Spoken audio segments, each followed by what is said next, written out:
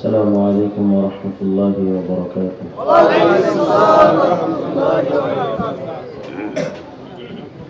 الحمد لله وكفى وسلام على عباده الذين اصطفى أما بعد. أعوذ بالله من الشيطان الرجيم. بسم الله الرحمن الرحيم.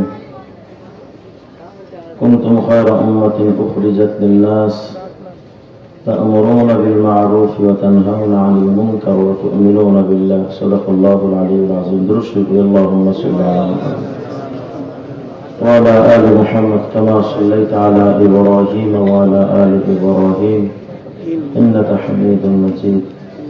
اللهم بارك على محمد وعلى آل محمد كما باركت على إبراهيم وعلى آل إبراهيم إنك حميد مجيد. সবাই দাঁড়ান তো আল্লাহু আকবার বলুন।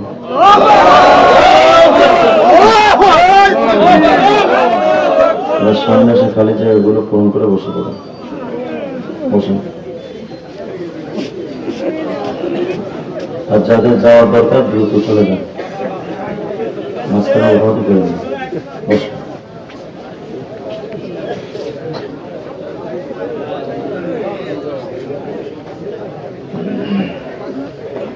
বসুন, সবাই বসুন। কথা না বলি, বসুন।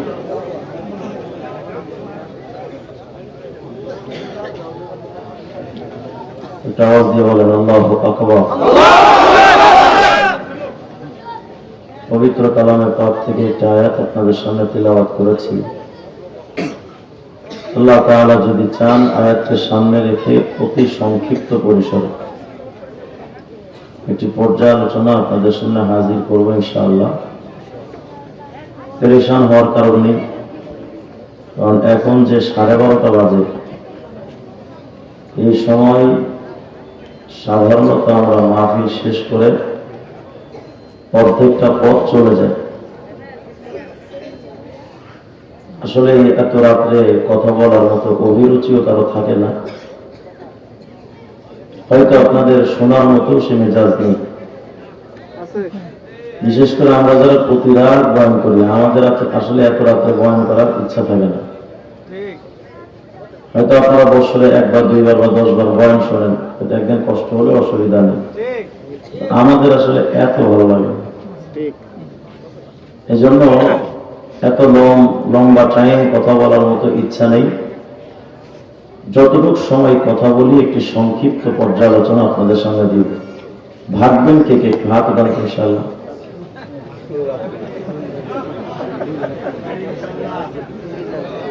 আওয়াজ দিয়ে বলেন আল্লাহু আকবার। পবিত্র কালামে পাকে আল্লাহ তাআলা বলেন, বান্দা কুনতুম খায়রা উম্মাহ, তোমরা সমস্ত উম্মতের সেরা উম্মত। সুবহানাল্লাহ। সুবহানাল্লাহ বলবেন একটু পরে ইনশাআল্লাহ, যখন জানবেন যে আমরা কেমনে সেরা তখন বলবেন। আল্লাহ পাক আমাদের এত ভাগ্য নসিব করেছেন যে আমাদের নবী সমস্ত নবীদের সেরা। আমাদের কোরআন আসমানি সমস্ত কিতাবের সেরা। আমাদের ধর্ম ইসলাম সমস্ত ধর্মের সেরা। অতএব এই উম্মত সমস্ত উম্মতের সেরা। কেমন সেরা হুজুর? আগের জামানার নবীর উম্মতেরা আমল করেছে, 1000 বছর শুধু জিহাদ করছে। বেঁচে তো থাকতো 1000 বছর, 1500 বছর, এক একটা মানুষ বেঁচে থাকতো। আর আমাদের এই সময় বুড়ো মানুষ তো সোনার হরিণ, কথা বলে না। এরপরও যারা বুড়ো হয় মোটামুটি 50-60 বছরই শেষ, ইল্লা মাশাআল্লাহ। প্রশ্ন করতে পারেন যে হুজুর, আগের জামানার নবীর উম্মতেরা 1000 বছরের জিহাদের নেকি নিয়ে কিয়ামতে দাঁড়াবে, 1000 বছরের তাহাজ্জুদের নেকি নিয়ে একজন দাঁড়াবে, আর আমরা 50 বছরের আকিজ বিড়ির আমল নিয়ে দাঁড়াবো। আমাদের বাংলাদেশে নাই। যতবার বিড়িতে টান দিয়েছেন চাচা ততবার জিকিরও করে না।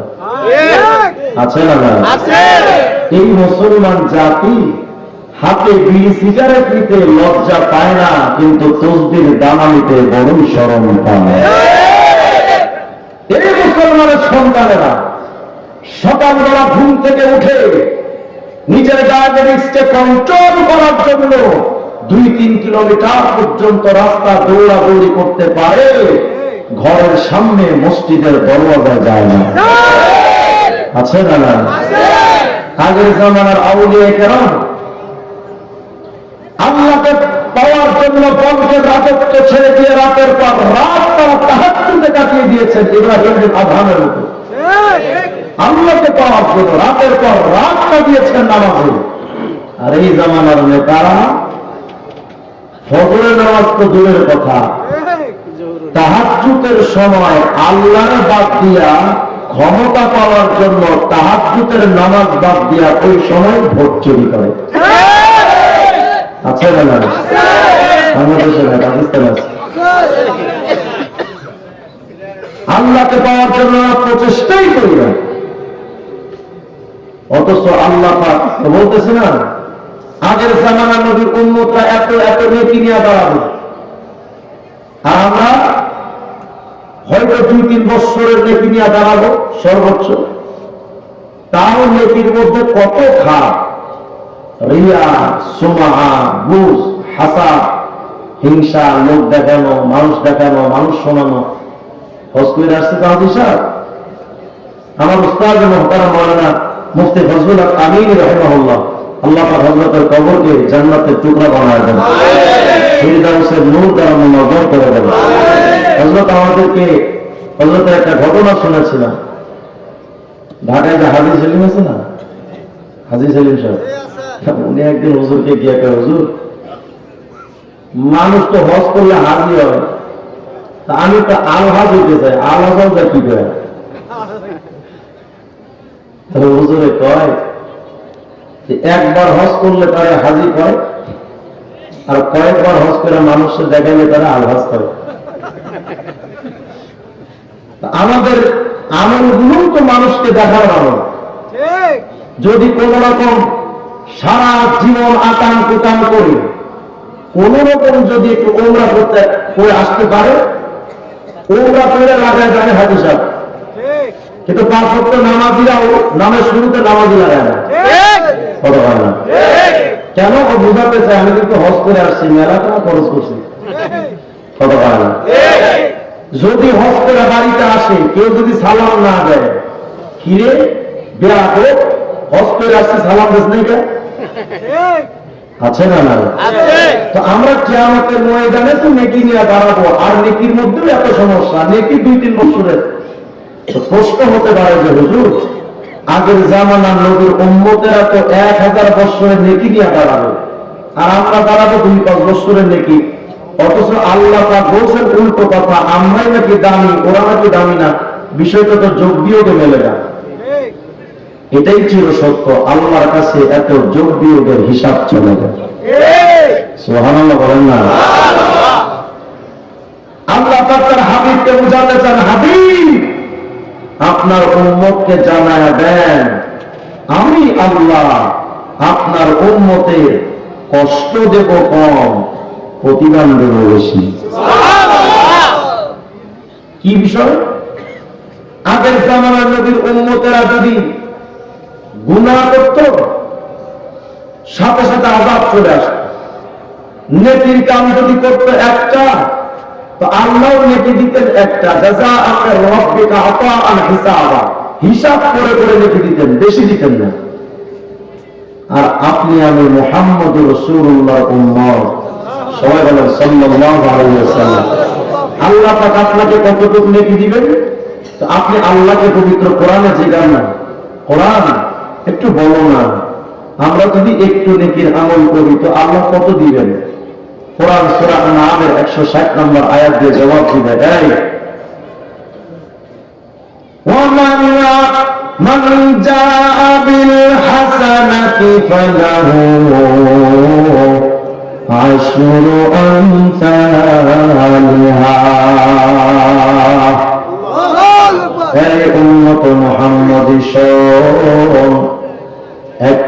নেকির আমল করবা, আল্লাহ পাক তোমার একটা নেকিরে 10 গুণ বাড়ায়া দিবে। কইবেন মাত্র 10 গুণ, এরা তো আমল নিয়ে দাঁড়াবে 1000 বছর, আমাদের 10 গুণ বাড়াইলেও লাভ কি হবে? বেশি তো হবে না। উম্মতে মুহাম্মদ যদি আল্লাহকে বলে রব্বুল আলামিন,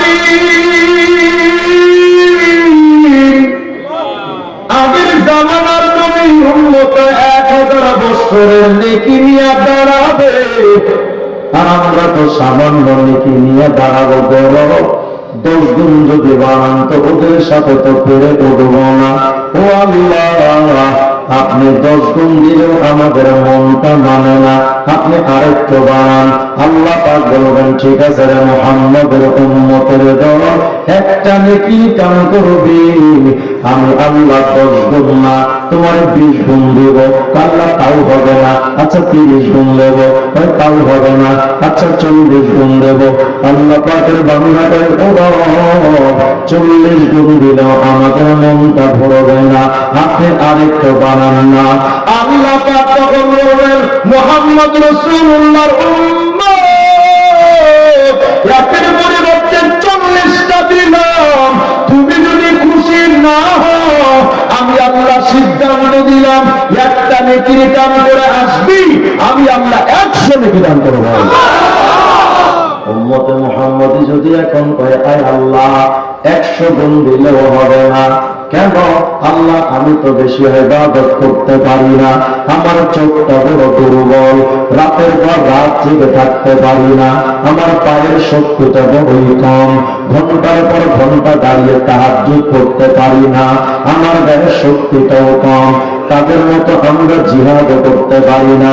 ও মায়ার মালিক, নেকি আমল করার মতো যোগ্যতা এমন নাই, আপনি যদি 100 গুণ শুধু দেন তবু আমাদের মন ভরবে না, আপনি আরেকটু বাড়ায়া দেন। আল্লাহ পাক বলবেন ঠিক আছে মুহাম্মদের উম্মতেরা, একটা নেকির কাম করবি 100 না, আমি আল্লাহ তোমার 200 নেকি দান করব। সুবহানাল্লাহ। বান্দা কয় আল্লাহ আমার 200তেও হবে না, আচ্ছা বান্দা পেশাল করিস না, আমি তোর 300 নেকি দিব। 300তেও হবে না, আচ্ছা বান্দা পেশাল করিস না, চুপ থাক, আমি আল্লাহ তোমার 200 300 না। সহিহ বুখারী 7501 নম্বর হাদিস, পয়গম্বর আরবি বলেন, হাদিসে কুদসিতে আল্লাহ পাক জানায়া দেন, বান্দা যখন বলে রব্বুল আলামিন 100 200 300 তে আমার হবে না, আল্লাহর একটু নেকি বাড়ায়া দেন,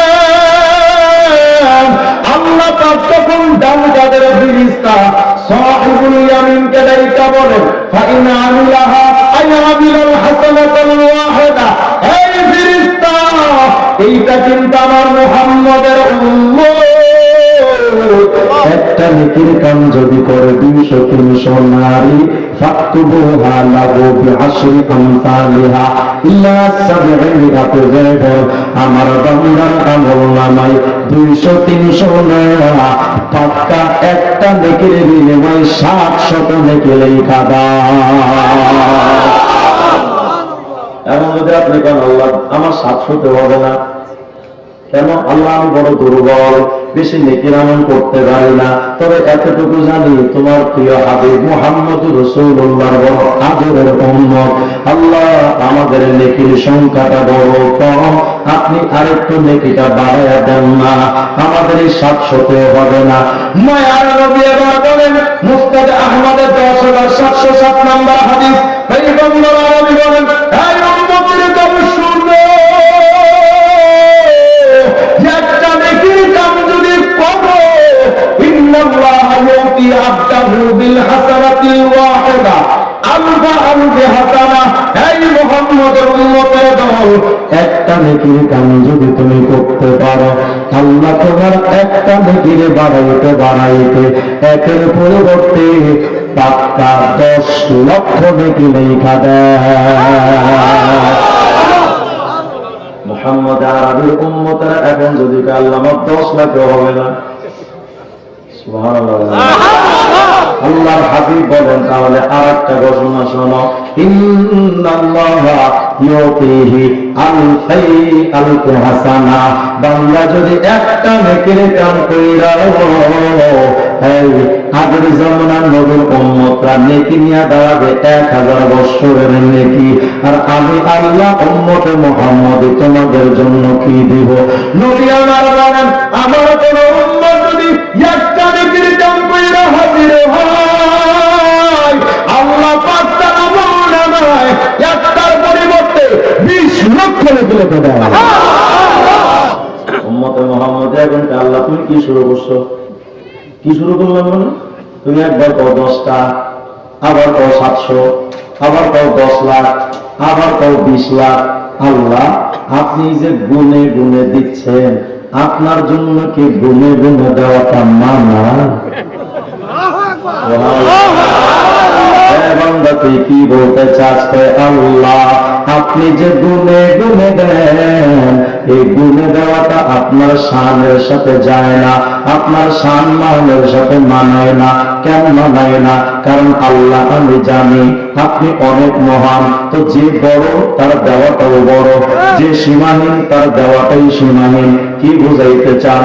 আচ্ছা বলেন তো, আপনাদের এলাকায় যদি কোনোদিন প্রধানমন্ত্রী শেখ হাসিনা আসে আর এসে যদি বলে এই মুরব্বীরা কে কি চান, যা চাবেন তাই দিব, এখন কি বলেন? মুরব্বী একটা পেছন থেকে দাঁড়িয়ে বলবে মাননীয় প্রধানমন্ত্রী আমি বিড়ি বুড়ি খাই, আমার এক প্যাকেট আকিস বিড়ি দিয়ে যাবে, এটা বলবে? কি বলবে? মাননীয় প্রধানমন্ত্রী আমাদের এলাকাটা বড় দুর্ভিক্ষ চলে, আপনি আমাদের এলাকায় ভালো রাস্তার ব্যবস্থা নাই, 4 লেন রাস্তা করে দেন, বড় বড় হসপিটাল করে দেন। কত পারেন? কেন? প্রধানমন্ত্রী বড়, তার কাছে চাওয়ার মাত্রা বড়, তার দেওয়ার মাত্রা বড়।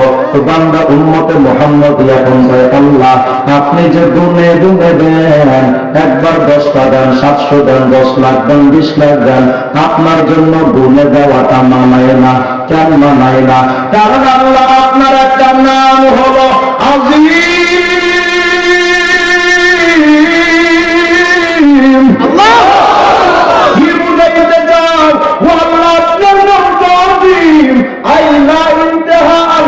যার কোন কিনারা নাই, যার কোন সীমানা নাই, যার কোন সীমারেখা নাই, যার কোন সীমাবদ্ধতা নাই, যার কোন সীমানা সীমানা নাই।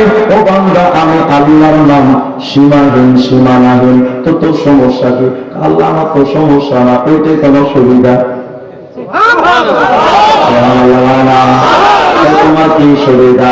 আল্লাহ আপনার যেমন সীমানা নাই, কুল কিনারা নাই। আমরা আপনার প্রিয় নবীর প্রিয় আদরের উম্মত, একটা নেকের কাম যদি কইরা লই, সীমা রেখা 20 লাখ সীমা রাখা যাবে না, 10 লাখ সীমা রাখা যাবে না। এত বেশি নেকি দিবেন যার কোনো কুল কিনারা রাখা যাবে না।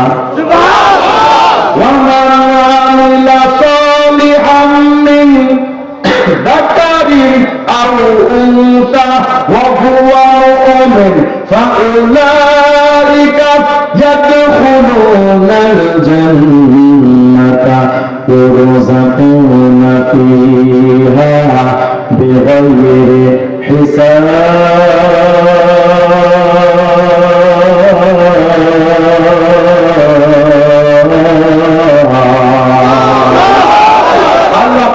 মোহাম্মদ আমাদের দুর্বল উম্মত, আর টেনশন করিস না, সীমাহীন চাস তো শোন, আমি আল্লাহ সিদ্ধান্ত দিয়ে দিলাম একটা নেকির কাম করে ঘাসের ময়দানে আসো, জান্নাতে ঢুকাবো। একটা নেকির কাম করে আসবি, ওই একটা নেকি তার প্রতিদান আমি আল্লাহ বাড়াইতে থাকবো, বাড়াইতে থাকবো, বাড়াইতে থাকবো, বাড়াইতে থাকবো, বাড়াইতে থাকবো, এত বেশি দিব সীমানা থাকবে। তাহলে প্রশ্ন আর কি থাকলো যে আগের জামানার নবী উম্মতরা 1000 বছর নেকি করছে, আর আমাদের নেকি তো মাত্র 3000 বছর, তবুও আমরাই সেরা। কথা ঠিক না ঠিক? এটা গেল নেকির কথা।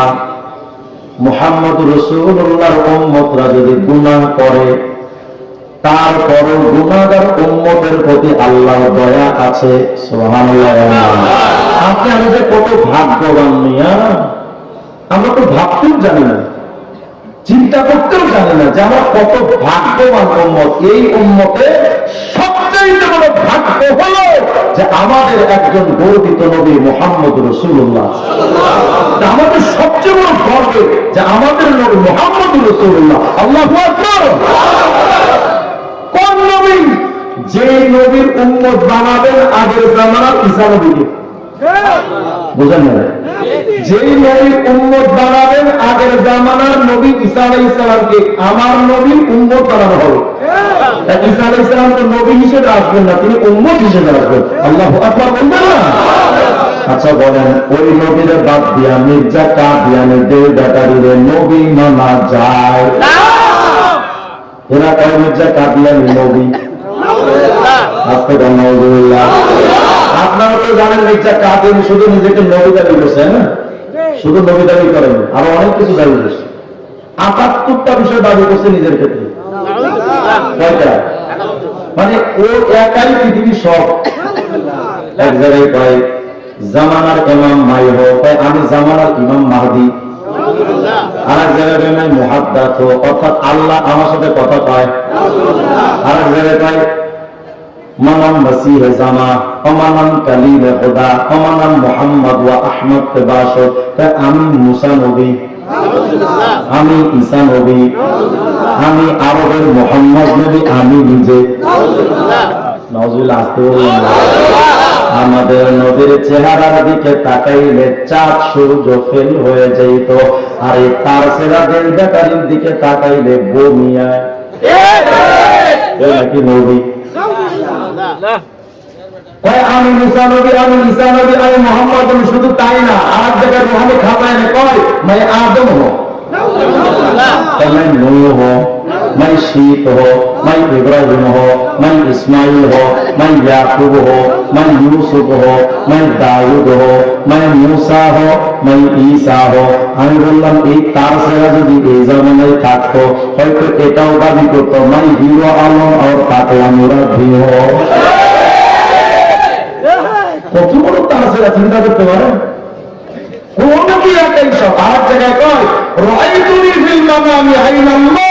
আমি স্বপ্ন দেখলাম যে আমি খোদা। আসতে পারলাম। শুধু স্বপ্ন দোষ হয়েছে এমন না, আমি দৃঢ় বিশ্বাস করলাম যে হ্যাঁ আমি খোদা। মুসলমান না বেঈমান? এই কাদিয়ানীদেরকে আমরা যদি কাফের বলি তো কিছু কিছু মাথা মোটা বড় নেতারা কয় যে হুজুর যারা তারা কাফের কোন কে কাফের কে কাফের না এটা আল্লাহ বুঝবে, আপনারা বলার কি? এমন মাথা মোটা বড় আছে বা নাই? আমি বললাম যে দাদা আপনার কথা যদি আমাকে মানতেই হয় তাহলে আমিও একটা কথা বলতে চাই। কি কথা? আমি বললাম কে কাফের না এই সিদ্ধান্ত যদি শুধু আল্লাহ নিতে পারেন, আল্লাহ যদি নিবেন আর কেউ নিতে পারবে না, তাহলে আমি একই যুক্তিতে আপনার যুক্তি দিয়া পাল্টা প্রশ্ন যদি করি এই বাংলাদেশে কে রাজাকার কে মুক্তিযোদ্ধা এটাও আল্লাহ বুঝবেন, আপনি বলার কে? এই হুজুর আপনি রাজাকারের বেলা বললাম আমার বাপ এলাকা করে জন্ম হয় আপনি রাজাকার বললে সমস্যা কি? আমি বললাম আমার তো কোনো সমস্যা নেই, আমরা তো সাপোর্ট করি। আপনারা যারা স্বাধীনতার বিরুদ্ধে গেছে নিশ্চয়ই তারা নরপিচার। কিন্তু আমার প্রশ্ন হলো দেশের জনপ্রিয় প্রেমিক হয়ে দেশ বিরোধী সংগ্রামের স্বাধীনতার বিরুদ্ধে যারা গেছে তাদেরকে যদি রাজাকার বলতে পারেন আপনি দেশ প্রেমিক হয়ে, তো আমি ধর্মের প্রেমিক হয়ে বলি আমার ইসলামের বিরুদ্ধে যারা যাবে তাদেরকে কাফের বলা যায়।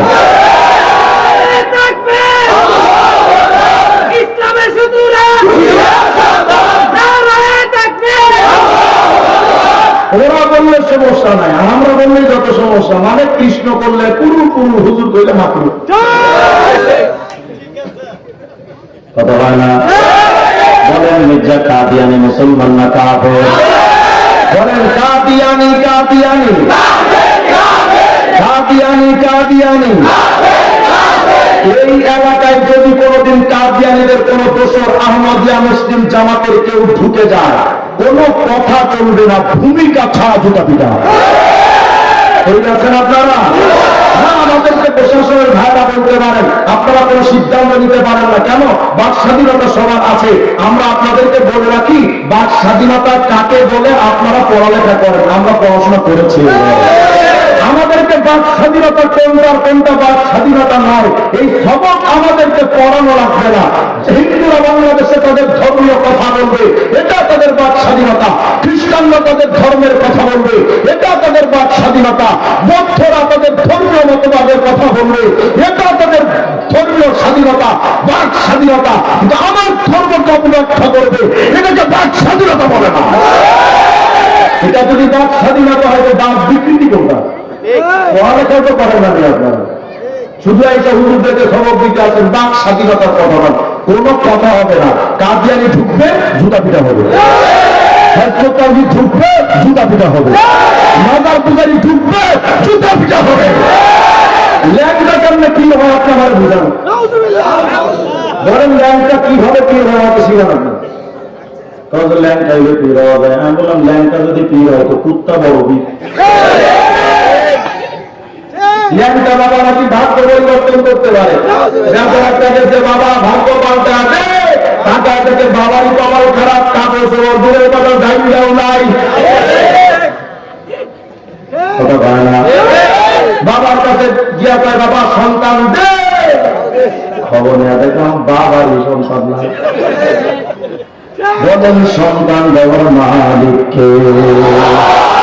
কোন বাবা, মাজার, দরবার, অথচ আপনার বউ, আপনার বোন, আপনার মা, আপনার দাদি, আপনার চাচি ঠিকই বাচ্চার জন্য বাবার কাছে যায়।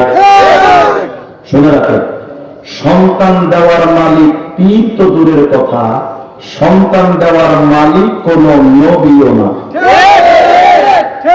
ইব্রাহিম আলাইহিস সালামের বয়স 86 বছর, সন্তান না। আল্লাহকে রব্বি হাবলি মিনাস সালিহিন, আল্লাহ আমার তো সন্তান দেন। ইব্রাহিম আলাইহিস সালাম সন্তান চান কার কাছে? উনি নবী হয়ে নিজে সন্তান দিতে পেরেছেন?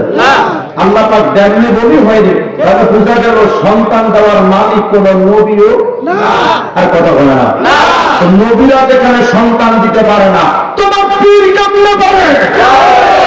বোঝা গেল উচ্চা। এই জন্য আমিও কই যে পীর বলবে আমি সন্তান দিতে পারি, খবর নিয়ে দেখবেন ওইটা কোন পীর না, ওটা জাতীয় ন্যাশনাল পাড়া। পাড়ার কামজা, ওই পীরের কামতা বললে সার কি থাকবে না। হ্যাঁ, কত পাগল যে দেখলাম বাংলাদেশে। গত কয়েকদিন আগে এক পাগল দেখলাম, আমি চাই না বেহেশত, ভয় ভাই না জাহান্নাম, আমার কারখানাতে লেখা দিয়েও ল্যাংটা বাবার নাম। এইটারে অনেক সংশোধন করে এখন নবীর নাম লাগাইছে। নাউযুবিল্লাহ। হ্যাঁ হ্যাঁ, ফরিদপুরের এক শিল্পী আছে, কি জানি আবুল সরকার না আবাল সরকার জানি, আবালে একটা গান বানাইছে, কয় আল্লাহ প্রেমের বান্দা হইলাম, আমার বাইচা থাকার আশা নাই। আল্লাহ প্রেমের বান্দা হইলাম, আমার বাইচা থাকার আশা নাই। তবে মুর্শিদে চাঁদের কাফের হইয়া আমি জানো মইরা যাই। মুসলমান না বেঈমান? কাবা ঘরের খাদেম হতে আমার মন চাইল না এই জগতে, তবে মুর্শিদে চাঁদের পায়খানাতে আমি যেন ডিউটি বাই। তোর খাবার চিন্তা করে এই খাবাসের নাকি কাবা শরীফের খাবে বলতে মন চায় না, তোর ভাই মেতর হিসেবে মন দিবে। নাউযুবিল্লাহ। এরা আবার কয়েক পীরই নাকি খোদা, পীরই নাকি নবী। আমি কিন্তু পীর বিরোধী নই, আল্লাহর কসম, আমি পীর বিরোধী নই। আমিও পীরের মুড়ি। আমার পীর ছিলেন খাজুল্লাহ আল্লাহ জুনায়েদ বাবুনগরী রাহিমাহুল্লাহ। এখন আমার পীর হচ্ছেন আরিফুল্লাহ শাহ মুফতি আব্দুল ওয়াহিদ কাসিমি দামাত বারাকাতুহু। আমরা পীরের মুড়ি, কিন্তু পীরের জন্য যদি আমার কাছে কোন পীর যদি সিজদা দেয়, সিজদা দেওয়া দূরের কথা, জুতা পিটা বসাই করে ফেলবে। মানুষ, আমিও মানুষ, আমি তোর গায়ে কাজ চিন্তা দিই। হ্যাঁ হ্যাঁ, পীরের কাছে কি মান্যত করো, পীরের কাছে কি শ্রদ্ধা দেয়, পীরের কাছে বসে নাকি পীরের বলে জিকির করো। কত বাবা বাংলাদেশে, এই বাংলাদেশে ইয়া বাবার যেমন অভাব নয়, পীর বাবারও অভাব নয়। কত বাবা, খাতা বাবা, আত্মশী সুরেশ্বর, চন্দ্রকোনা, দেওয়ানবাগি, কুতুববাগি, রাজারবাগি, ছোট ভান্ডারি, বড় ভান্ডারি, মেজ ভান্ডারি, পানিশা, বালিশা, কালুশা, বালুশা, পেটলিশা, চিল্লাশা, পাল্লাশা, চিল্লাশা, চরমগুড়ি, গরমশা, বতিরশা, মিসকিনশা, কঙ্কনশা, ধমকনশা, হিমুশা, পিত্তাশা, ঘোড়াশা, গন্ডাশা, বদনাশা, মাজারটা মাদারিসে চট্টগ্রাম, হজরত কুত্তাশা। কি কুত্তাশা? আমাদের এক বাবা একটা কুকুর পুষত, এই কুকুরটা মারা যাওয়ার পরে হেডের কবর দিয়ে নাম দিতে হজরত কুত্তাশা মতো নেই। কারণ তো আমি যে কুত্তার কাছে গেছে বাবা। আচ্ছা বলেন তো, কুত্তারে যদি কেউ বাদ দেখো কিসের বাচ্চা? সেটা না এখন খুব খুব সুন্দর। হ্যাঁ, কুত্তাও এই জাতির কপালের কি হবে বলেন?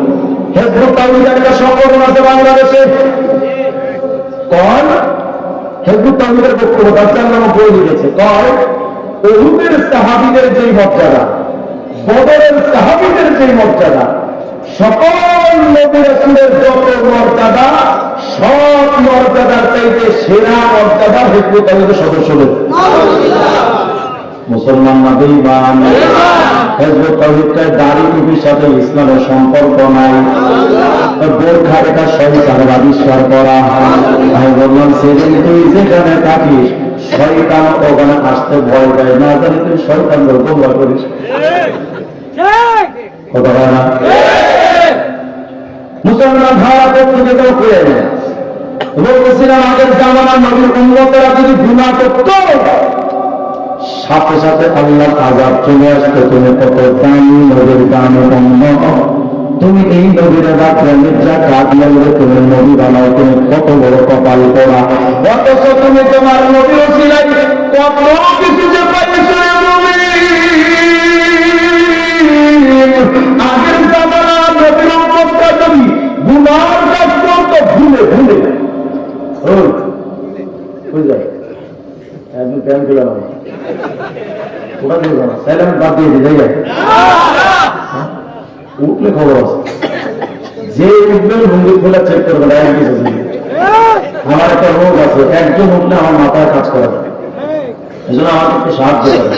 বুঝলেন না? ঠিক আছে ইনশাল্লাহ। আমার কাছে প্যান ক্লাবের ভিতরে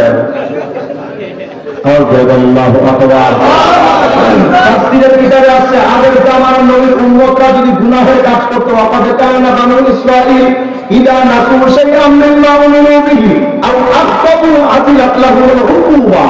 আগের জামানার নবীর উম্মতরা যদি কোনো গুনাহ করতো, ভুল করে তো সাথে সাথে আসমান থেকে গজব চলে আসতো, ভুল করে গুনাহ করলো। কিন্তু উম্মত মুহাম্মদের দল, তোমরা কত ভাগ্যবান উম্মত। নবীজি আমার বলেন এই উম্মতেরা বুঝিয়া আন উম্মতি অতিরানাতুন বুঝিয়া আন উম্মতি আল খাতা ওয়াল নিসয়ান। মায়ার নবী আমার বলেন উম্মতের দল, তোমরা যে জুবান আগের জামানার নবীর উম্মতরা ভুল কইরা যদি গুনাহ করত, তাদের গুনাহটার সাথে আযাব চলে আসতো। কিন্তু নবী বলেন আমি মুহাম্মদের উম্মতরা যদি কোনো গুনাহ ভুল করে আযাব তো আসা দূরের কথা, আমল নামার খাতায় ওটা উঠানো হয় না। এমনি ইমাম সুবহানাল্লাহ।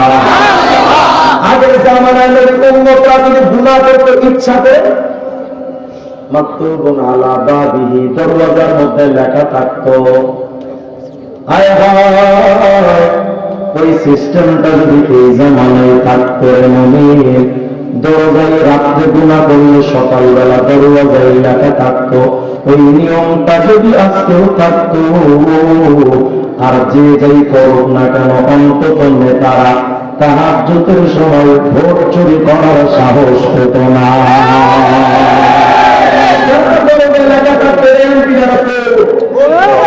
কথা হয় না? আল্লাহ পাকের নবী আমার বলেন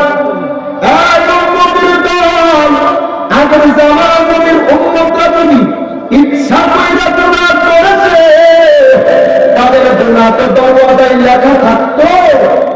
কিন্তু তোমাদের আমল, তোমাদের গুনাহের পর দরজায় লেখা তো দূরের কথা, আমল নামাতে এত সহজে লেখা হয় না। সুবহানাল্লাহ বললেন না? বললেন আগে বুঝলে। শুনেন আজীব হাদিস, তাফসীরে আলুসের মধ্যে আছে, মাহমুদ বাগদাদি আলুসি রাহমাতুল্লাহ আলাইহি হাদিসটি নকল করেন।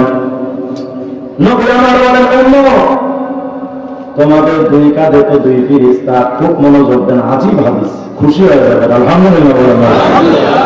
দুই কাঁধে তো দুই ফেরেশতা, সাহিবুল ইয়ামিন ডান কাঁধের ফেরেশতা কি কাম? ইয়াকতুবুল হাসানাত নেকি লেখে, সাহিবুশ শিমাল বাম কাঁধের ফেরেশতা ইয়াকতুবুস সাইয়্যাত গুনাহ লেখে। তো ডান কাঁধের ফেরেশতা নেকি লেখে, বাম কাঁধের ফেরেশতা গুনাহ লেখে। কিন্তু উম্মতে মুহাম্মাদী এই দুই ফেরেশতাকে আল্লাহ গুনাহ আর নেকি লিখতে নিয়োগ দিয়ে রেখেছেন। ওদের মধ্যে কিন্তু বেশ কিছু সিস্টেম আছে, কিছু কিছু স্তরে পার্থক্য আছে। কি অর্থ? আল্লাহ পাক রব্বুল আলামিনের হাবিব বলেন, সাহিবুল ইয়ামিন আমিরুন ওয়া ফি রিওয়ায়াতিন আমিরুন আলা সাহিবিশ শিমাল। আরে ডান কাঁধের ফেরেশতা, বাম কাঁধের ফেরেশতা আমির। সুবহানাল্লাহ বললেন না? অর্থ কি? ডান কাঁধের ফেরেশতা হলেন নেতা, উনি নেকি লেখে, উনি নেতা। বাম কাঁধের ফেরেশতা গুনাহ লেখে, উনি কর্মী। নেতা ডান কাঁধের ফেরেশতা নেতা, বাম কাঁধের ফেরেশতার কথা ছাড়াই কাম করে। কিন্তু বাম কাঁধের গুনাহ লেখলে বলা ফেরেশতা ডান কাঁধের ফেরেশতার অনুমতি ছাড়া কিছুই করতে পারে না। আস্তে বল সুবহানাল্লাহ। এই নিয়মটা কেন? আল্লাহ পাক ডান কাঁধের ফেরেশতার কয় ফেরেশতা উক্তব লিখা ইন্নাহু ইনাদিল মালাক। আল্লাহ ডাক দেয়া কয়, এই সাহিবুল ইয়ামিন ডান কাঁধের ফেরেশতা রে, উক্তব লিফুলান ইবনে ফুলান কাযা ওয়া কাযা মিনাল আমালিস সালিহ।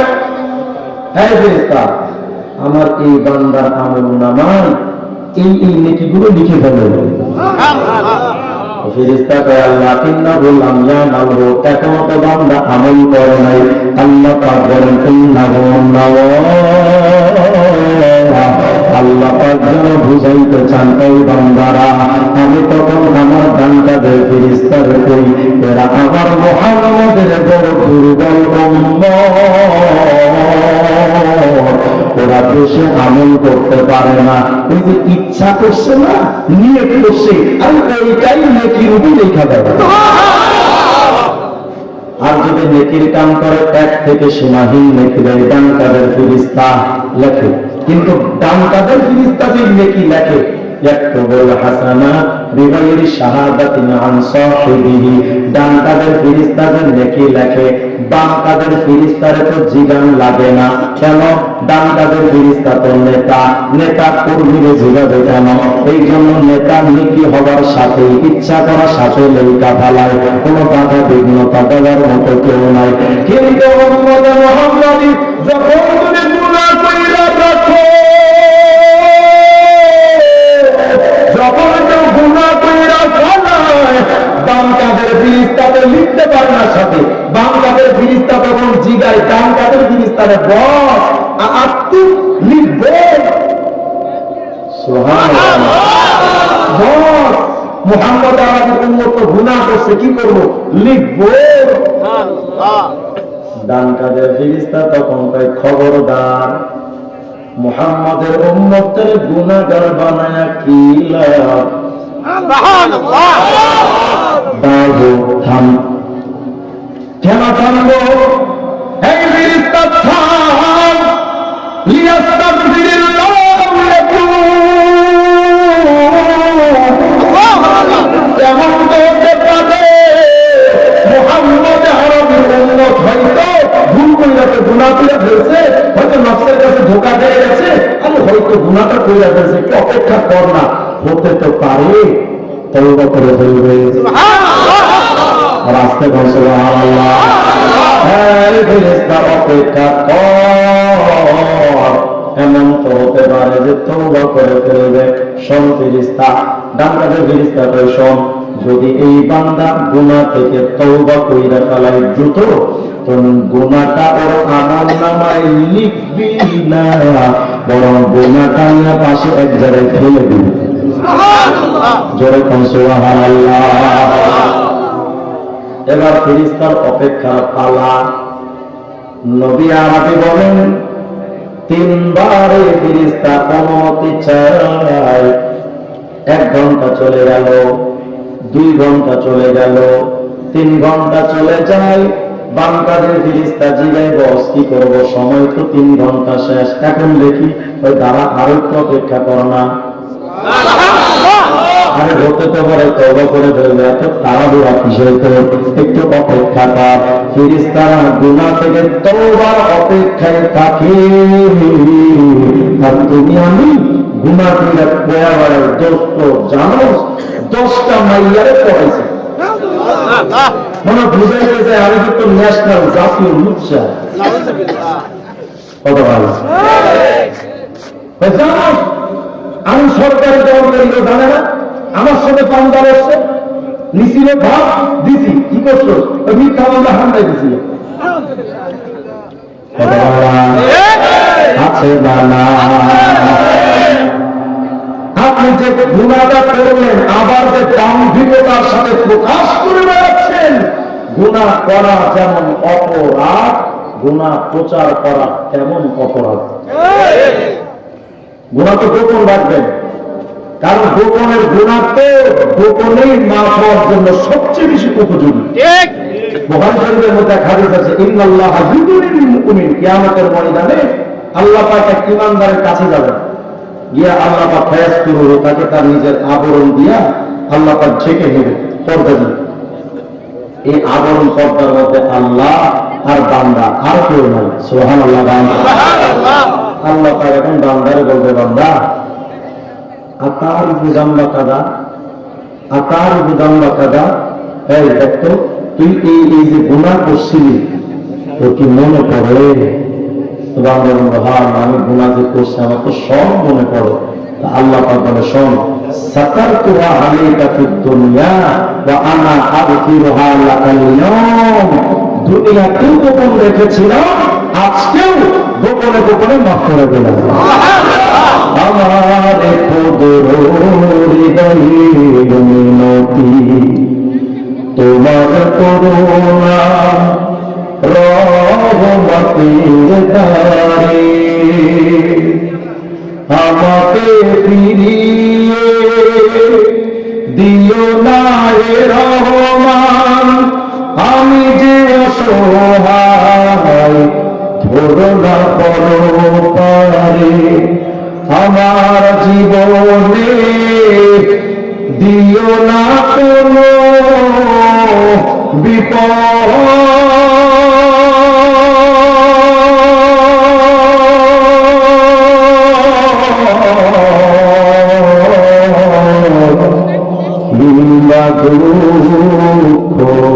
দুঃখ কষ্ট গ্লানি নিঃশ্বাসে নিঃশ্বাসে নিয়ামত পায়ামি, বিশ্বাসে তায়ামি না দেখে তোমায় মানে, সে মানা সামান্য কত ত্রুটি পূর্ণ তোমার মিজানে, নেপোনায় আমায় প্রভু।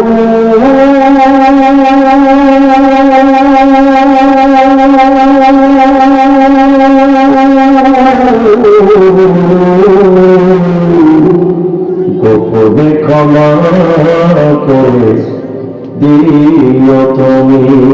আমি বলা না, আল্লাহ যেন আমাদের গুনাহগুলো গোপনেই মাফ করে দেয়। বান্দা ফেরেশতারা এখন অপেক্ষায় থাকে, তুমি তওবা করবা, তওবা করবা, অপেক্ষা শুরু। 3 ঘন্টা চলে গেল, তওবা করবা না। 4 ঘন্টা 5 ঘন্টা চলে গেল। মায়ার নবী আমার উম্মতের দল,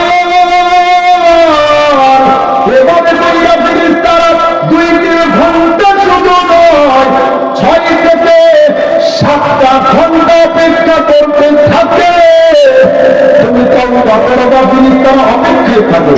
6-7 ঘন্টা চলে গেল, কিন্তু তুমি আমি এতটাই গাফিল, তওবা করলাম না। পরে ফিরিস্তারা কি করে? এই ফিরিস্তারা এখন ডান কাজের ফিরিস্তারা ডান কাজের ফিরিস্তা কয় কি আর করা, উক্তবিল আন, এখন গুনাহ করলে কি আর করা, এখন গুনাহ করলে। তো ফিরিস্তারা গুনাহ লিখছে। আল্লাহ পাক কিন্তু এখনো উম্মতে মুহাম্মাদের হাল ছাড়েন নাই। সুবহানাল্লাহ।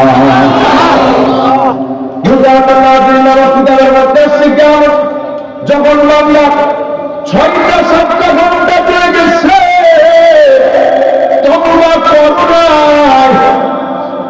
তখন বান্দাদের ফিরিস্তা গুনাহগার নিয়া ইন্নাল মালাইকাতা লা তাসউদু ইলা সামাই বিকিতাবি আবদিন ওয়া হুয়া মামলুউন বিসাইয়্যাহ। বান্দাদের ফিরিস্তাদের খাতাটা নিয়া, গুনাহযুক্ত খাতাটা নিয়া লৌহে মাহফুজের দিকে রওনা হয়। লৌহে মাহফুজে কেন যায়? ওখানে আমাদের আমল আর নেকি ওখানে রাখা হয়, গুনাহ নেকি ওখানে রাখা হয়। তো ফিরিস্তারা খাতাটা লইয়া লৌহে মাহফুজের দিকে রওনা হয়। ফিরিস্তারা নিয়ে যাচ্ছে গুনাহযুক্ত খাতা। ফাইদা লা আরাদাহু আলাল লাউহিল মাহফুজ, খাতাটা নিয়ে যখন লৌহে মাহফুজের দিকে রওনা হয়ে গেছে, যখন লৌহে মাহফুজে গুনাহটা রাখবে, ওয়াজাদু মাকানাহু মিনাল লাউহিল মাহফুজ মামলুউন বিল হাসানা। চায় দেখে যে জায়গায় রাখবে গুনাহ, ওই জায়গায় ফিরিস্তারা যাওয়ার আগে আল্লাহ পাক মুহাম্মদ আরবির উম্মতের আমলনামা ওই লৌহে মাহফুজের ওই গুনাহ রাখার জায়গাটায় আল্লাহ পাক ডাবল নেকি দিয়া ভরপুর করে রাখছে। ফায়াকুলুনা মিন শিদ্দাতিল খাউফি আলা উজুহিহিম লিল্লাহি সুজদা।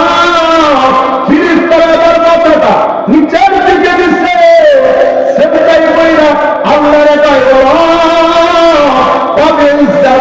লাম আকুল ইল্লা মা আমিলা।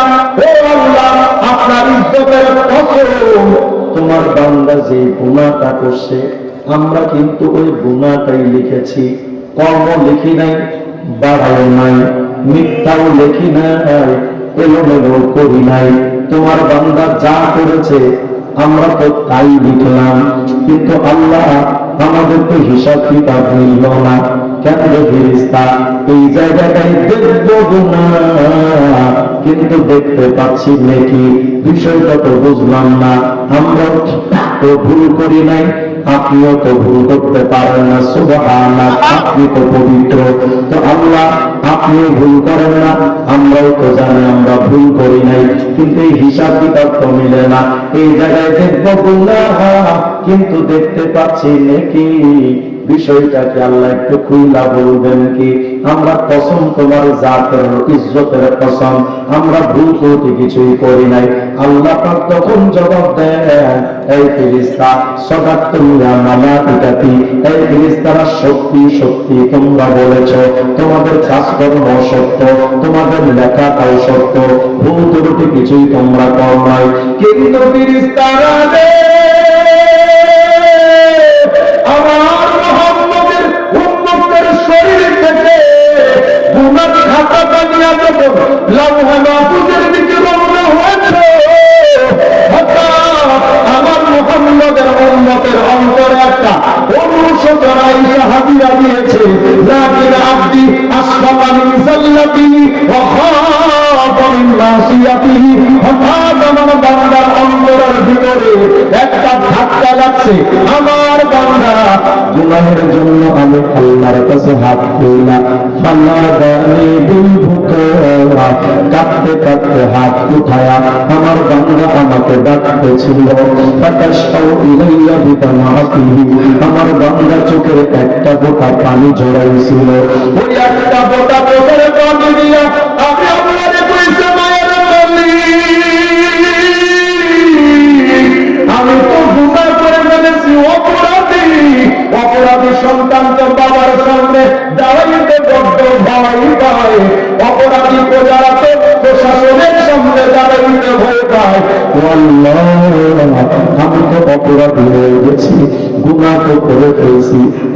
তোমার সামনে আমি কিয়ামতে দাঁড়াবো কেমনে, তোমার সামনে আমি স্থির হয়ে থাকবো কেমনে।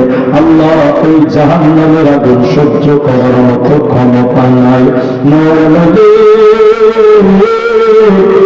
ওই কিয়ামতের ময়দানে জাহান্নাম যে আমার গ্রাস কইরা তুলবে এটা মেনে নেওয়ার শক্তি আমার নাই।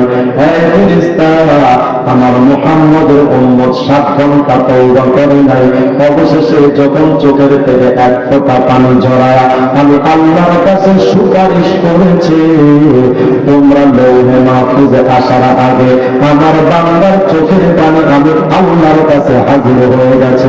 এজন্য আমি আল্লাহ আমার মুহাম্মদের উম্মতের চোখের পানি নষ্ট করতে না পাইরা তার গুনাহের জায়গায় নেকি দিয়া কম্বর করে দিলাম। ও ভাইরা, আর তওবা কবে করবেন? আর তওবা কবে করবেন আমাকে বলেন। মুরব্বী 60টা বছর আপনার জীবন থেকে চলে গেছে, আর আপনি তওবা করতে পারেন ভাইরা। এখন দোয়া করে দিব, বাড়ির দিকে যে যাবেন রাস্তার দুটো পাশে একটু তাকায় দেখেন তো, নিঝুম অন্ধকার বাঁশবাগানে একা একা কত কাল যে কত লাশ পড়ে আছে, দেখার মতো কেউ নেই ভাইরা। অনেক যুবক বলে হুজুর আরো কয়েকটা দিন যাক, তারপরে না হয় আমরা ভালো হয়ে যাবো নে, নামাজ কালাম করবো নে। তো ভাইরা, তুমি যুবক বিয়ে শাদী করে ভালো হতে চাও, অথচ তোমার আগে কত যুবক নিজের বিবির বরযাত্রীর গাড়িতে ওঠার আগে নিজের খাটিয়ায় উঠে গেছে। এখানে অনেক বাবা বসে আছেন নিজের সন্তানকে নিজের হাতে দাফন করছে, নাই না? যদি না থাকে তো আমার ভাই বড় ভাই বয়ান করেছেন এখানে, আমিও বয়ান করছি। আমরা 2 ভাই, আমাদের 2 ভাইয়ের 2টো সন্তান মাসুম বাচ্চার লাশ আমরা নিজেরা হাতে দাফন করেছি। আমি 2 বছর আগে কারাগারে গেছিলাম, হেফাজতের ককটেল বিস্ফোরণ মামুনুল সাহেবের মামলা, একই মামলা আমাদের। মাত্র এর 15 দিন আগে আমার নিজের মাসুম বাচ্চার কাফন আমি নিজের হাতে পেয়েছি। মুরব্বী, দাড়ি যে সাদা হয়ে গেল না, এই সাদা দাড়ি এটা কিন্তু দুনিয়ার কোন রঙিন কালার নয়, কাফনের কাপড়ের কালার। একটু শুধরে যান, একটু শুধরে যান। আমার বাচ্চার কাপড়ের কাপড়টা আমি হাতে নিয়ে আমার আল্লাহকে বলতেছিলাম যে আল্লাহ, আমার বাচ্চার কাপড় আপনি আমার হাতে উঠায় দিন। আমি তো জানতাম না যে আমার বাচ্চার কাপড় দাঁড়িয়েছে, আমি তো জানতাম না যে আমার কাপড়টা আমার এই দোকানে আপনি পৌঁছে দিয়েছে। এমন একটা দিন তো আসবে যে আমার কাপড়ও তৈরি হবে, কিন্তু আমি জানি না। ভাইরা, আমাকে যখন কারাগারে নিয়েছিল তো 3 দিনের রিমান্ড নিয়েছিল আমাকে। তো রিমান্ড চলাকালীন সময় আমার পরিবার, আমার এই যে বড় ভাই বয়ান করলেন, আমার বড় ভাই, আমার বাচ্চারা, আমার আলিয়া, আমার সর্বসঙ্গ, ওরা আমাকে দেখতে গেছে। ঘন্টা গানের সময় কাটিয়ে ওরা যখন বিদায় হবে, বুঝে নিত আমি একা থাকবো, আমার বাচ্চারা বাড়িতে এসে থাকবে। বাচ্চা বাপের আলাদা বিচ্ছেদ, এটা কত যন্ত্রণা। আমার বাচ্চাটা দেখা হলেই তো চোখের থেকে টপটপ করে পানি পড়তেছে। যখন আমার বাচ্চাটা আমার এই বিদায় দিয়ে চলে আসবে,